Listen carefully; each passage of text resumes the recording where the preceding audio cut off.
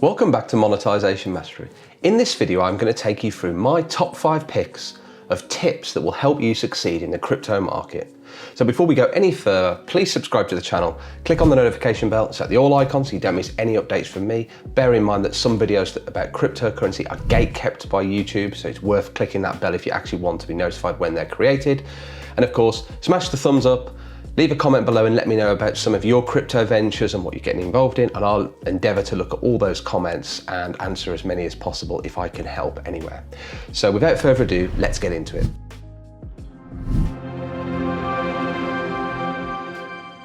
So for those of you who watched my last video, you'll see that I invested around $250,000 of money that I earned through Facebook in-stream ads and other online avenues.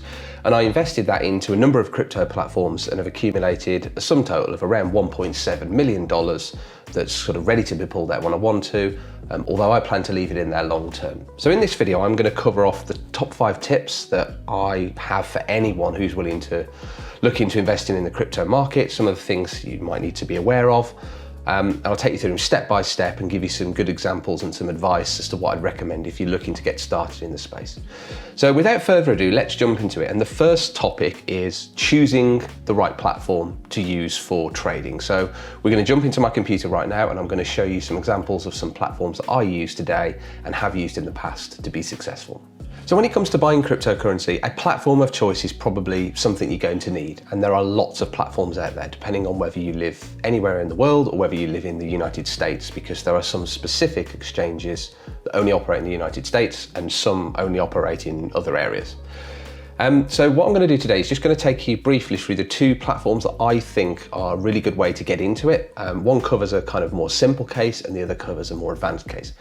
And the first case, as you can see over here, is Etoro. So Etoro is not the most advanced platform, but it's definitely a place where you can get used to crypto in any form of trading. And that's because it has a lot of benefits around virtual currency and trying things out. So I'm on Etoro here now, as you can see. And effectively, when you create an account, you log in and basically you'll have effectively a portfolio area, and there's all sorts of different options here where you can invite friends, you can share your successes, and it kind of aims to be a little bit of like a social media platform for traders to share knowledge and insights about what's going on the market, which is quite nice. For our purpose, I've actually put us in a really cool mode, which is called virtual. So one of the really good things that Etoro is useful for is the fact that you can have a virtual portfolio. So they effectively give you a certain amount of money. It's probably like 100,000, I think, or something like that.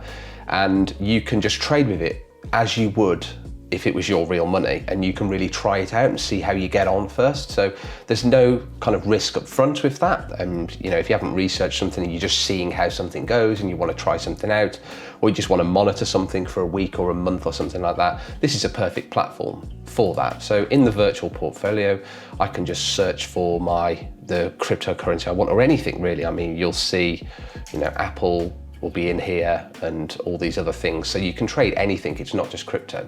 For the purpose of this, I'm just going to select Ethereum because that's one of the cryptos that you'll see dotted about, and I can click on trade. And what that will do then is it just pops up a nice screen here and allows you to effectively select, well, you know, how many units do you want to buy based on the price, or whether you just want to put in, say, $250 or whatever it is.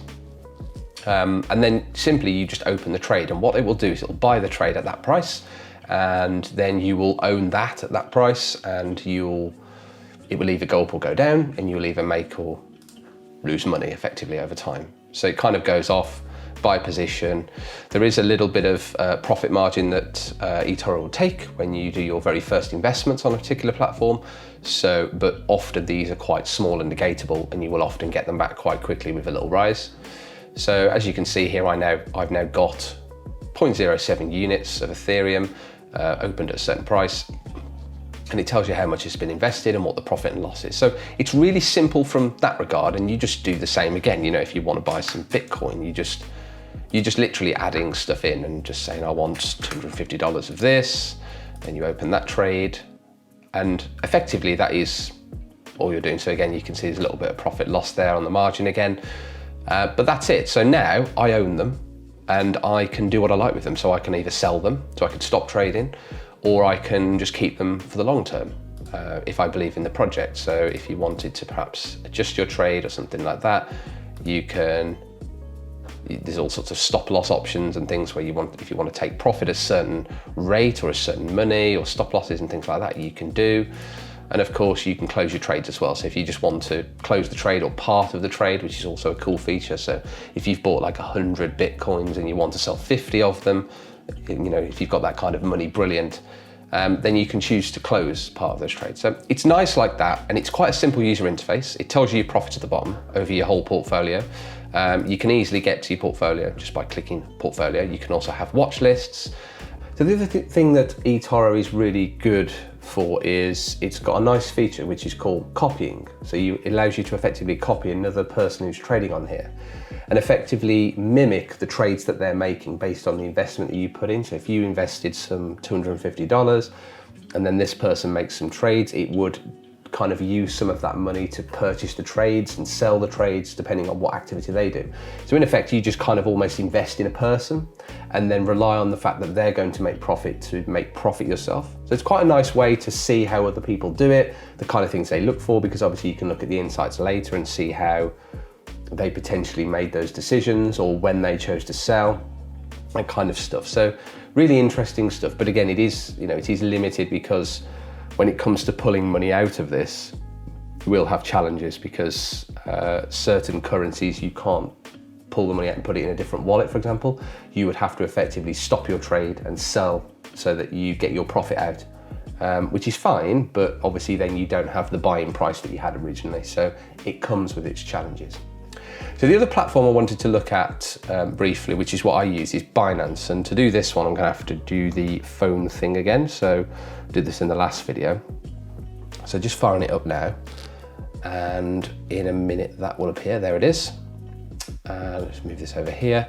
And then if we go to my Binance app here, so I tend to use this via mobile, but you can use this via desktop. So I find the mobile a little bit easier to find my way around in all honesty.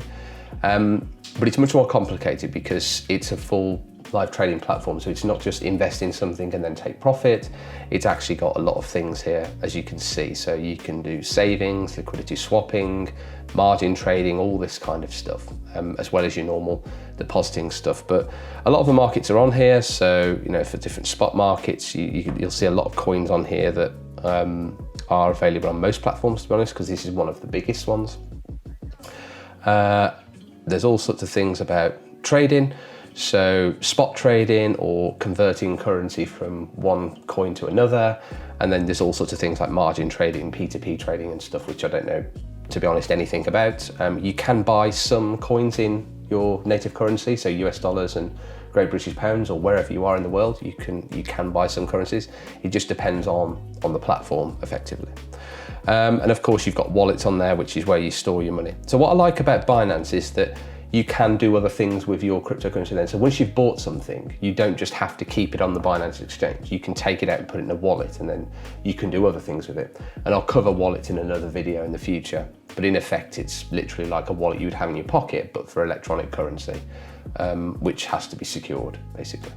So in short, I would say Etoro is for getting used to things, trying things out without losing any money, and then perhaps maybe making a few early investments with quite low values to see how you get on, beginners start. But you'll have trouble getting that money out without taking the profits, so you won't be able to move those things around if you wanted to put them into staking or liquidity farming or yield farming or anything like that.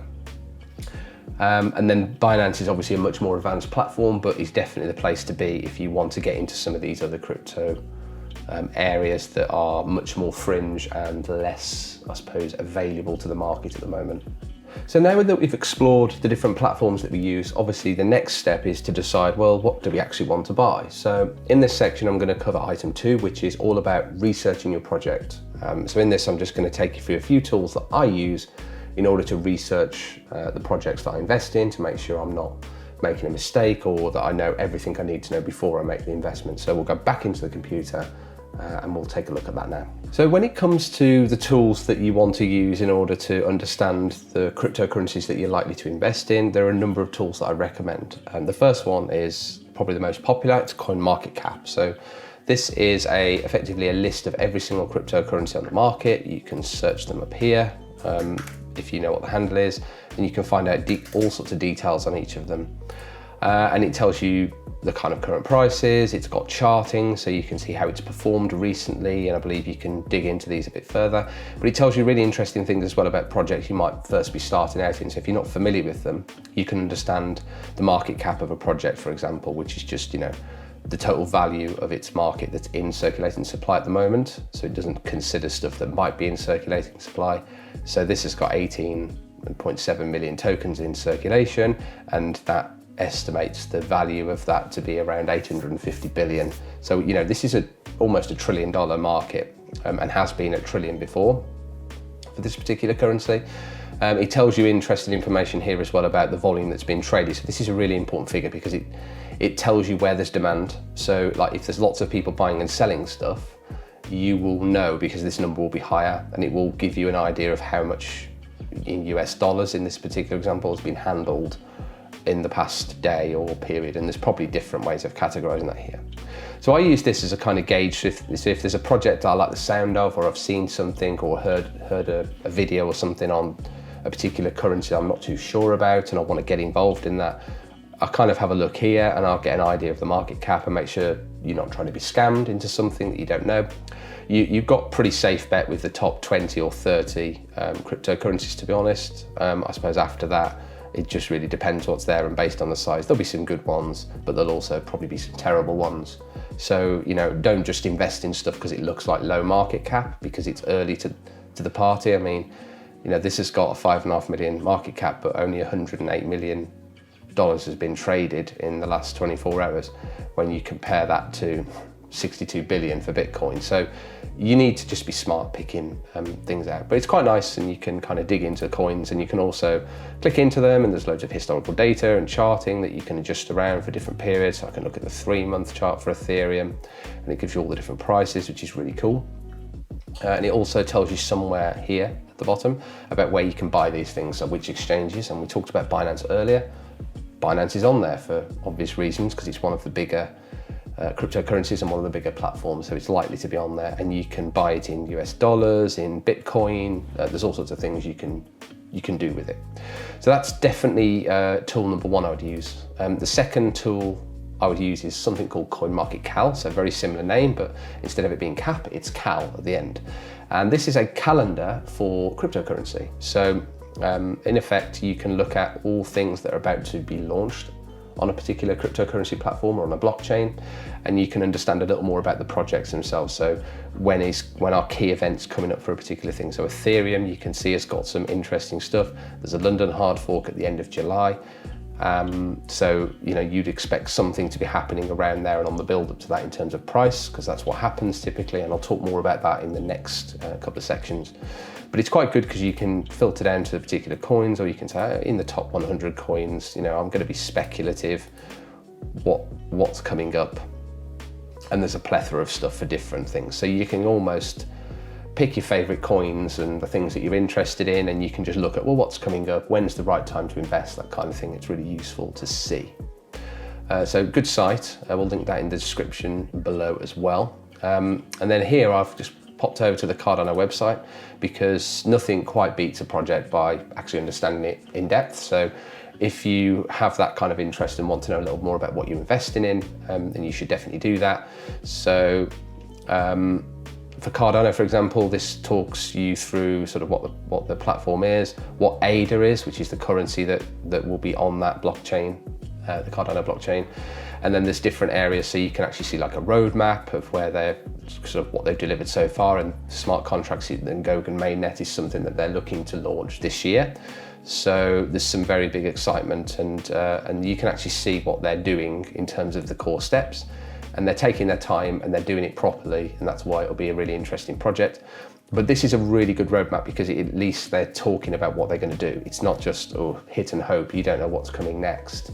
It's not hidden. They're announcing this and saying this is what we're going to do. And that's really important so you don't get scammed, because there'll be a lot of cryptocurrencies out there where people have stood up coins because it's quite easy to do nowadays. And what you have to worry about is that you've got projects out there that haven't got any I suppose, roadmap or team. You don't know who's involved in them, and that can be quite dangerous. You could very much end up investing your money in something and then have the rug pulled from underneath you. So definitely worth looking into as a tool, really, to see. And obviously, if you can see the people involved in those projects as well, that is always helpful, because it gives you an idea that they are real people. It's not just an anonymous team. And it's a great thing to look into. So I'd definitely say looking at the website and using those tools is a great way to understand a bit more about the projects and make sure that you don't get caught on the wrong side of an investment. So when it comes to cryptocurrencies, we've got our platform now and we've done our research and we know what we want to buy. So the next two topics, I'm going to kind of tackle them together. So topic 3 and 4, which is knowing when to buy, and also a topic of dollar cost averaging. So I'm going to cover them together in the next section. They're really important, and it kind of explains the best way to get into the market. You know, when do you buy and what's the kind of process for thinking about that, and ultimately how can you track how you're doing profit-wise when you're doing multiple investments. So I'll cover that in the next section. So we'll go back into the computer for this again, and we'll get stuck in. So when it comes to understanding when to buy in, typically you would look at a chart. You would want to know effectively when is the best time to buy in, and the most obvious thing to buy in at is when it's cheapest, right? So, you know, if you saw an auction and the price was really low and you went in on that and you got it, you'd be really happy with it. However, as the price goes up, do you really want to buy that? That remains the question. Now, if you see it as a long-term investment opportunity and you still think there's a lot of growth in it, it doesn't necessarily matter where you buy things. But in order to be the most profitable and to see returns on your investment, you should try to buy what's called a dip. So a dip in this case is anything where it goes down. So this is a dip, this is considered to be a dip, this is a dip, this is a dip here, there's a dip here, and there's dips everywhere, right? Because the market's quite volatile. It goes up and down based on news, based on events and things like that. So that's kind of the thing you're looking for. And if you look at it from a year's perspective, you can actually see the price of this particular thing is doing quite well and will probably continue to rise. If we break this down to something more like a 7-day period over the last week, suddenly the market's a little bit more difficult to track because things go up and down and there's not necessarily individual releases or anything like that going on that are signifying something's happening here. So this can just be reaction to the news. It could be somebody talking about something on Twitter, right? So that can happen. Typically what you want to be able to do is to buy what's called a dip. Now, if you see a dip coming and perhaps there's some bad news and negativity out there, there may be an opportunity for you to buy that dip. So the idea being is that you wait for that to happen, you keep on top of the news, and then when you see that dip come, you buy it at what you think is at a reasonable price. And there's no right or wrong answer to this. The only thing you can do is not buy at all, because when the market dips is the time when you should be quite greedy if you believe in the project. It's a well-known Warren Buffett statement where he says you should be greedy when others are fearful and vice versa. So basically buy when others are selling, panicking off because they might be selling for a different reason to you. So it's definitely worth looking for that. And you try to find these dips. Now, they are difficult to judge sometimes, but what can happen is in a project, a lot of investors will invest for a particular release. So they'll invest, I don't know, $1,000 at a certain price, and they'll know that there's a certain release coming up, which is likely to drive hype and price and excitement about that. And that what they would do is expect the market to go up, which it probably will. And then when that product's released and that's happened, what the investor is likely to do is to sell. And this is more for people who are into short-term day trading or trading for particular deliveries, because what they're interested in is the quicker profit. They want it now. They don't want to wait 5-10 years to get it out. So what will happen is, invariably, after a particular key event or a key launch, it's likely that a market will go on a dip because people will sell off and want to take profit. And there may be some bad news off the back of that as well, perhaps if the release wasn't as good as people thought. That, if you're interested in the project, is an ideal time to buy, and that is the best way to buy in. What you don't want to be doing is buying at prices like this when it's the all-time high, because I suppose if you truly believe in the project, you could do that. You're just not going to get as much for your money, and actually the market often corrects a bit more. So it went from 230 yesterday to 203. So you'd have got your price 27 cents cheaper per ADA, which would probably allow you to buy another, another good bundle of those. So you have to look for those dips in the charts, and I would say CoinmarketCap's a great place to come to do this, because you can zoom into different areas and you can start to look for those dips and patterns and start to understand, well, where is it dipping and should I buy after an event? Using CoinmarketCal for the events as well is a really good mechanism to do that kind of stuff. And of course, when you buy in at these dips, what your aim is to obviously be profitable over a long term, but occasionally you may buy at a peak price, and that's just going to happen from time to time because you can't get away from it. It's impossible to fully predict how the market's going to move. So what I do to kind of handle this and how to work out whether I'm still profitable or not is I'll use a method called dollar cost averaging, which is actually number 4 in our series today. And I've pulled up a little Excel example, and the idea of this is to demonstrate how you can invest in the same cryptocurrency or maybe other things and work out what your buying rate is and your overall profit and that kind of thing. So there's 3 lines here. It's pretty straightforward. That's the investment I've made.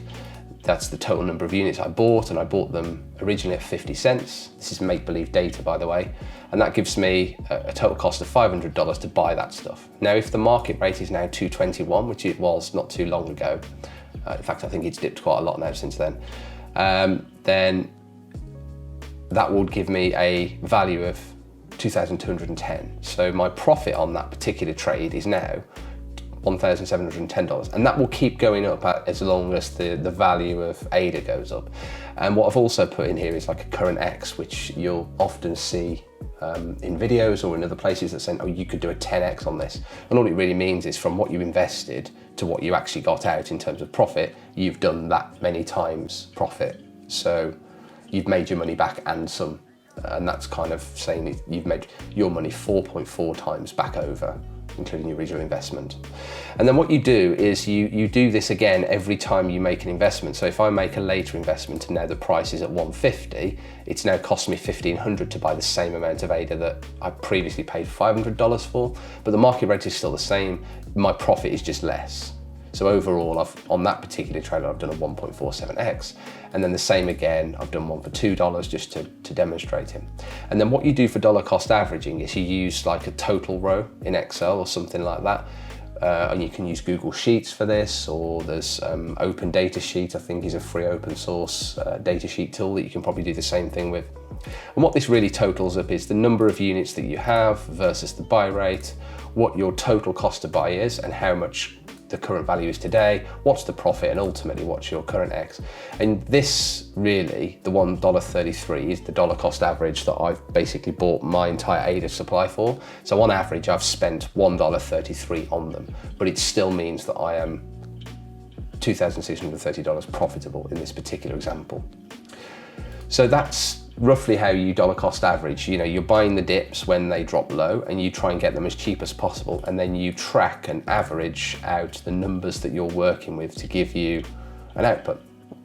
And that gives you an idea of how well you've really done in that space. So I do this with a large number of currencies. You can do this in the same spreadsheet. You can have different sheets for different cryptocurrencies. It's down to you really how you manage that. But this, I find this is just a really good way of doing dollar cost averaging and how to actually show yourself what numbers you really have and how much profit you really have to date based on your historical. So you know you did really well on this one, but you maybe didn't do so well on this one because you bought it at a peak price.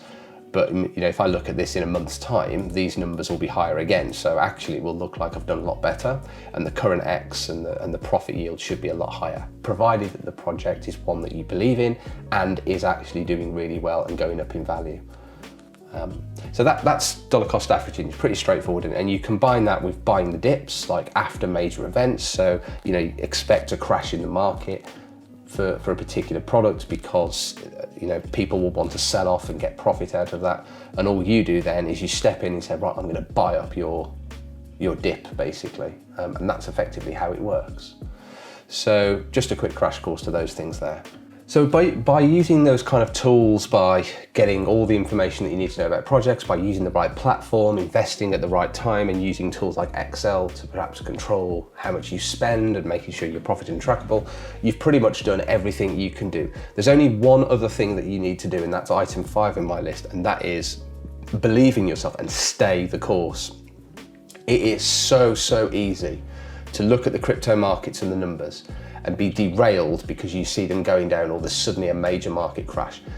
The crypto market is volatile. It is very messy, and there is lots of people talking speculatively online about why this particular product. I mean, Mark Cuban came out and accused effectively Charles Hoskinson of ADA of saying that his project hasn't done anything yet and therefore it's kind of useless. That's kind of what he was inferring, and actually when you look at the roadmap and what he's really done and what the project is actually going to deliver, it will revolutionize loans and the finance industry in parts of the third world, particularly in Africa, which is where they've started with one of their deals. So, and just because that person says that they don't believe in it or they think it's rubbish or they don't think it's worth anything, it doesn't mean that it isn't. So you will see a lot of that, and it's very easy to get FOMO or fake news in the market where someone's trying to get selling pressure built up and trying to get you to sell your stuff because you panic, because you saw some article that, to be honest, has no bearing on the actual project. It's just somebody's opinion. And you have to question sometimes when some so-said influencers like Elon Musk wade into the party, because they aren't actually involved in those projects. So they don't really know what's going on inside the fence. And what I would say is, do not be deterred by somebody projecting that kind of negativity or that kind of FOMO or fake news about a project, because you could end up out of pocket for someone else, and actually you don't want to be in a position where you've sold off a good position because you panic sold because somebody said you should. And you should always seek financial advice if you're not sure, because I'm not a financial advisor, but in my opinion, just based on my experience, the market is full of people, waiting to suck up your cryptocurrency. And as soon as you sell it and the price goes low, they will swoop in and buy it at a cheap price because everybody's looking to better everybody else. And that's why the markets kind of go like this all the time, because there's always something being mentioned. So my advice to anyone investing in crypto is to stay vigilant. And if you follow these 5 steps in this video, you will be successful in crypto because you'll have done your research, you'll know where you're investing, you'll know what platforms are safe, you'll have all the tools that you need to be able to do things, and you'll trust your instinct. And that's the most important thing, I think, is to not be dissuaded by some negativity in the market. So that's going to wrap up this video. Let me know what you thought down in the comments below. If you want to talk crypto or anything like that, feel free to leave a comment below. I'm happy to have a conversation about it. I love talking crypto and anything making money online. And of course, I cover all sorts of things from Facebook marketing, social media marketing, and other stuff. So if you want to talk that too and get some ideas on how you can be more successful, drop me a comment below, smash the like button, of course, subscribe to the channel, click the notification bell, and I'll see you in the next video.